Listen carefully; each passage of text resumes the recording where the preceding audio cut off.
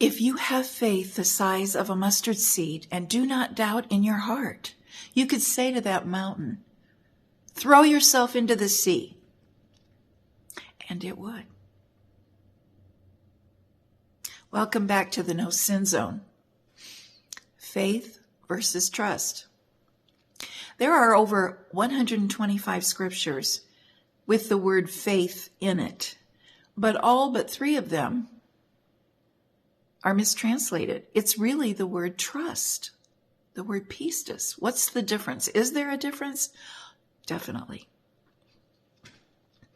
The word faith comes from the Latin Vulgate word, which is fides. It means ever faithful or loyal. The Marine Corps has a motto that says semper fidelis, always faithful. Always faithful. But what God wants is your trust. And the difference is this. Faith is believing that God can do something. I believe God can do that. I have faith. And how many times does it work out?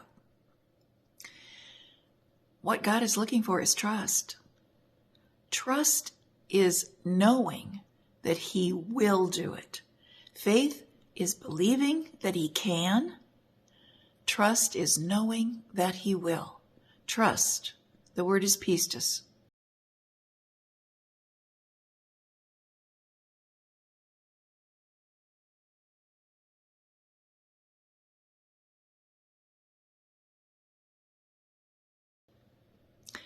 And most of the words translated faith in the New Covenant is really trust. And if you insert that, it's a whole different meaning. If you have trust the size of a mustard seed and do not doubt in your heart, you can say to that mountain.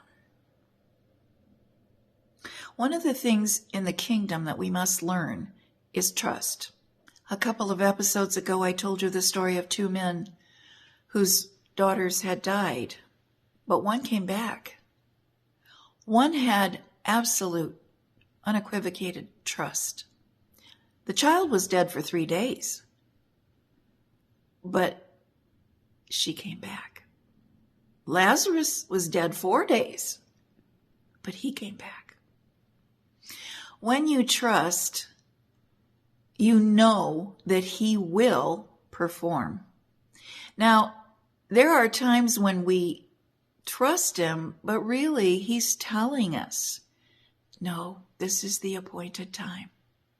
Or no, this is not the right time for you to do that.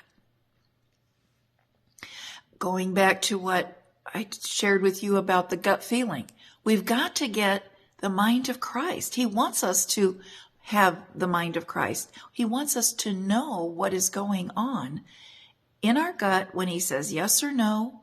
He gives us that initial answer, and then we can trust Him when He says yes.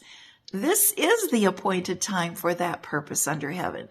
We can trust Him without fail, without doubt in our heart. It's an amazing thing to truly trust the Lord.